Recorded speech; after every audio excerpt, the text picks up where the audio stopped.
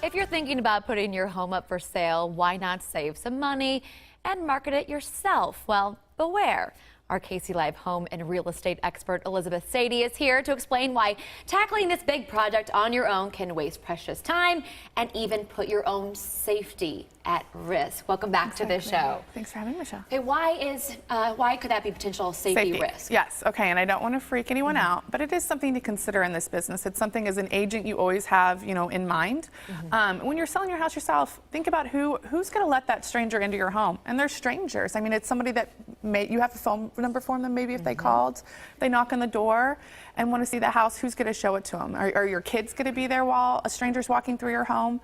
And then another thing is if someone calls and wants to look at the house and you say, well, we're going to be at work all day tomorrow and we won't be home until 6 o'clock, so it'll have to be after 6. I mean, what might you have just told a stranger about, the state of your home? I'm away. Exactly. So there's definitely a safety thing to consider, and that's something to think about and plan for. Okay, now you don't really get a lot of feedback when you have your home listed by the owner. Yes, by all means. So why is it better to have a realtor to get that feedback? Yeah, so if you're selling your house yourself, feedback is very difficult for you to get because you're showing the home, and people will come through, and all the time they come through, and then the owner will say, okay, what do you think? What did you think?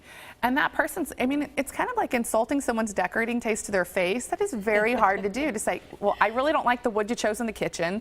I really didn't like, the way that you finished the basement. And so you're not getting any feedback the whole time that you're trying to sell your home, and feedback is very crucial to being able to figure out what you need to do to sell your home. Having that person in the middle can help with those awkward moments so that you know why maybe it's not selling. Exactly, and as an agent, you're a tool for those homeowners that reaches out to the other agent or talks to a buyer. I was at an open house yesterday and it was easy for me to say, what did you think? There might be a time where someone, to ask the right questions, but someone will say, well, the garage was really small.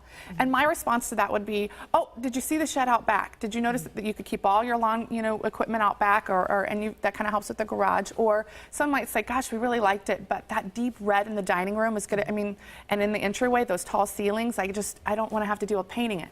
Great, my folks will take care of getting that painted.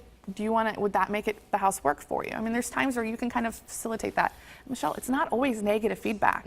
A lot of times I'm gathering feedback from my sellers and it's, wow, this house is priced right. We love it. We want to buy it.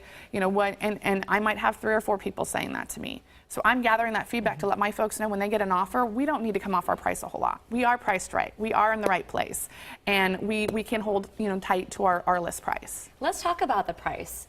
That price point, you don't really know if you don't have an agent recommending based on those sales in the past 6 months in your neighborhood or the surrounding area. Exactly. It is hard for you, and you're not in the business that day in and day out. And a lot of times feedback too, if someone's saying the bedrooms are too small or we didn't really like that, that might be a clue to you that you may need to adjust the price. Now, in terms of going over the contract, it really can be tough to understand all the legal jargon that goes into it. Why is it important to have an agent help you, walk you through that process? So as a seller, when you're selling by yourself, I find it often, because I'm at times representing a buyer and then seller is representing themselves, you give away too much. As a seller, you may very well give away that, hey, you know what, we've lived here for 15 years and we love it, but my wife just lost her job and we have to sell.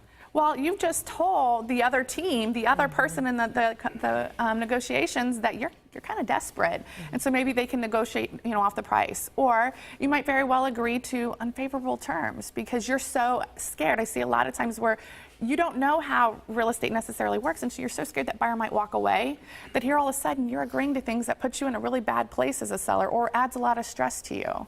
And our contracts are 16 pages long, and that's just the base contract.